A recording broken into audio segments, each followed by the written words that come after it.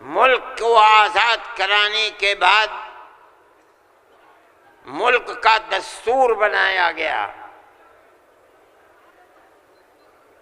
کوئی یہ سمجھتا ہے اگر کہ ملک کا دستور بغیر مسلمانوں کو ساتھ لیے ہوئے صرف ہندوؤں نے دستور بنایا ہے تو وہ بسم اللہ کے گنبد میں رہتا ہے، اسے دنیا کا کچھ پتہ نہیں ہے۔ کیونکہ اس ملک کی آزادی میں ہمارا کردار 145 سال کا کردار ہے۔ کسی کا کردار اتنے لمبے زمانے تک نہیں ہے کہ وہ مرتے مارتے پھانسی کے پھندوں کے اوپر لٹکتے اپنی گردنوں کو کٹواتے ہوئے 145 سال تک اس ملک کے اندر ہم نے کام کیا ہے۔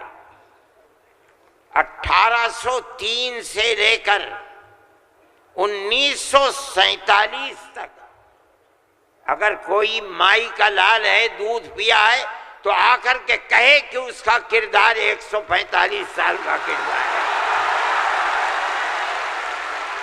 جمعیت علماء کہتی ہے یہ علماء کا کردار ہے۔ یہ کردار پیار و محبت کے ساتھ تھا، غریبان پکڑ کر یہ کردار نہیں تھا۔ ایک دوسرے کے درد میں اور سکھ میں ہر چیز کے اندر شریک تھا۔ یہ ہمارا کردار تھا۔ ہم نے اس طرح سے اس ملک کو آزاد کرایا، کوئی نہیں تھا آزادی کی آواز اٹھانے والا۔ 1803 سے ملک کے لیے قربانی دینے والے 1857 کے اندر صرف دہلی کے اندر 33,000 علماء کو قتل کیا گیا۔ سنبھل میں، مراد آباد میں، میرٹھ میں سینکڑوں علماء کو جس کے جسم کے اوپر لباس عالموں جیسا ہوتا تھا اس کو پھانسی کے تختے پر چڑھا دیا جاتا تھا۔ کوئی نہیں تھا، کانگریس کا وجود بھی نہیں تھا۔ کانگریس تو بنی ہے 1883 میں اور 1885 میں اس کا پہلا اجلاس ہوا ہے، جبکہ 1803 سے حضرت شاہ عبدالعزیز صاحب نے اعلان کر دیا تھا کہ ہمارا ملک مسلمانوں کا یا ہندوؤں کا ملک نہیں رہا، یہ انگریزوں کا ملک ہو گیا، ہم غلام بن گئے۔ اب غلامی کی زنجیروں کا توڑنا اور جہاد کرنا ہر ایک کا فرض ہے، اور اس کے بعد جہاد پر لگ گئے۔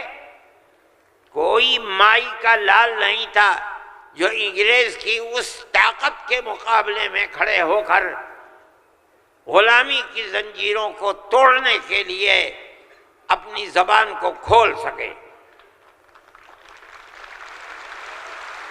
اس اعلان کے تقریباً 80-82 سال کے بعد کانگریس بنی، اور کانگریس کا جو مقصد تھا جو آج بھی کتابوں میں موجود ہے وہ ملک کی آزادی نہیں تھا۔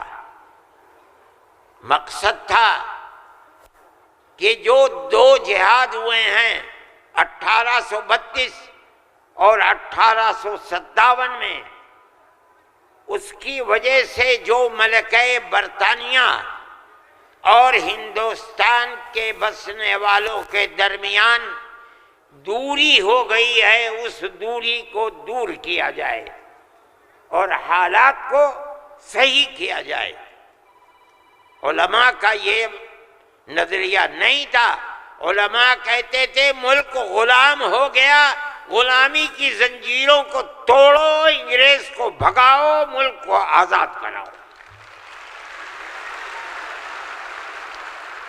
یہ تو حالات تھے جس کے اندر مسلمان داخل ہوئے کانگریس میں، موجود ہیں۔ ایک شخص نے حضرت گنگوئی رحمت اللہ علیہ جو ہمارے بزرگ ہیں، دارالعلوم کو کی بنیاد رکھنے والے ہیں، سن 1857 کے اندر جیل میں بند ہو گئے تھے۔ یہ سمجھتے تھے کہ قتل کر دیا جائے گا بغاوت کے الزام میں، لیکن چھوٹ گئے۔ ان سے پوچھا کہ ایک جماعت بنی ہے جس کے بنیادی کردار ہندو بنا رہے ہیں، کیا مسلمانوں کے لیے اس میں شریک ہونا جائز ہے؟ حضرت نے فتویٰ دیا جس طرح ایک ہندو اور ایک مسلمان کاروبار اور بزنس میں شریک ہو سکتا ہے، تو اسی طرح کانگریس کے ساتھ مسلمان شریک ہو سکتا ہے، بشرطے کہ اپنے دین کا نقصان نہ ہو۔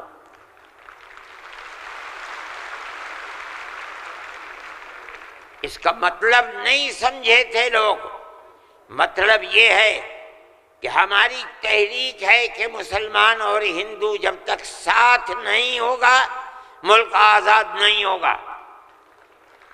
تم اس کے اندر گھسو اور اتنی طاقت پیدا کرو اپنی گھس کر کہ کانگریس کو مجبور کر دو کہ وہ اپنا نقطہ نظر بدل کر ملک کی آزادی کے لیے جد و جہد کرے۔ چنانچہ کانگریس نے اپنا نقطہ نظر بدلا، ملک کی آزادی کو اپنا نقطہ نظر بنایا، اور پھر اس کے بعد ہندو اور مسلمانوں نے شریک ہو کر ایک دوسرے کے ساتھ چل کر ملک کی آزادی کے لیے آواز اٹھائی، قربانیاں دی ہیں، اور انہی قربانیوں کے نتیجے کے اندر ملک آزاد ہوا۔ میرے بھائی اس بات کو سمجھیے، جیسے جیسے ملک کی آزادی قریب ہوتی جاتی تھی، جمعیت علماء ہند بار بار کانگریس سے کہتی تھی کہ ہم نے تمہارا ساتھ دیا ہے، آج ہم تمہارے ساتھ کھڑے ہیں، ہمیں یہ بتاؤ کہ ملک کی آزادی کے بعد ملک کا دستور کیا رہے گا، کیا سیکولر دستور ہوگا یا مذہبی حکومت ہوگی؟ اگر سیکولر دستور ہوتا ہے ہم تمہارے ساتھ ہیں، اور اگر سیکولر دستور نہیں ہوتا تو ملک کی آزادی میں ہم تمہارے ساتھ نہیں ہیں۔ بار بار ہمارے پاس کانگریس ورکنگ کمیٹی کی تجاویز موجود ہیں۔ کانگریس بار بار عہد کرتی ہے کہ ملک آزاد ہوگا تو ملک کا دستور سیکولر دستور ہوگا، ہر اقلیت کو اپنے مذہب کے اوپر آزادی سے چلنے کا اختیار ہوگا۔ چنانچہ ملک آزاد ہو گیا۔ اب ملک کی آزادی کے بعد ایک طبقہ اٹھا جس نے یہ کہا کہ کھیر مل گئی ہے، اب اسے کھانے کا وقت آ گیا ہے۔ انہوں نے کہا کہ ملک کی دستور ہندو دستور بنے گا، سیکولر دستور نہیں بنے گا۔ جمعیت علماء کے لوگ تھے، مولانا ابوالکلام آزاد تھے جو جمعیت علماء کی ورکنگ کمیٹی کے ممبر تھے، مولانا مدنی تھے، مفتی اعظم مفتی کفایت اللہ تھے، مولانا حفظ الرحمن سوہروی تھے، اور ان کے پیچھے لاکھوں آدمی تھے۔ انہوں نے کہا جو ہم سے وعدے کیے ہیں ان وعدوں کو پورا کرو۔ اگر ملک کی تقسیم ہوئی ہے اور مسلمانوں کو ایک حصہ دے دیا، تم نے دیا ہے دستخط ملک کی تقسیم پر، تم نے کیے ہیں، ہم نے جوتے کھائے ہیں، ہمارے گلوں کے اندر جوتوں کے ہار پڑے ہیں، مگر ہم نے ملک کی تقسیم کو منظور نہیں کیا۔ ہم سے جو وعدہ کیا تھا اس وعدے کو پورا کرو۔ جو دستور کے اندر دفعات ہیں کہ ہر اقلیت کو اپنے مذہب پر چلنے کا حق ہے، یہ دفعات جمعیت علماء کی دی ہوئی دفعات ہیں، مولانا ابوالکلام آزاد کی دی ہوئی دفعات ہیں، مولانا مدنی کی دی ہوئی دفعات ہیں، مفتی کفایت اللہ کی رکھی ہوئی دفعات ہیں، جن دفعات کی بنیاد پر ہر اقلیت ملک کے اندر ملک وہ حصہ سمجھتی ہے جو حصہ کوئی اکثریت کا فرض سمجھتا ہے۔ یہ جمعیت علماء کی تاریخ ہے۔ ہم اپنے مذہبی اعتبار سے دستور کو ہاتھ میں لے کر کہہ سکتے ہیں کہ ہمیں اپنے مذہب پر چلنا اور مذہب کو اختیار کرنے کا حق ہے، اس دستور کے اندر ہے۔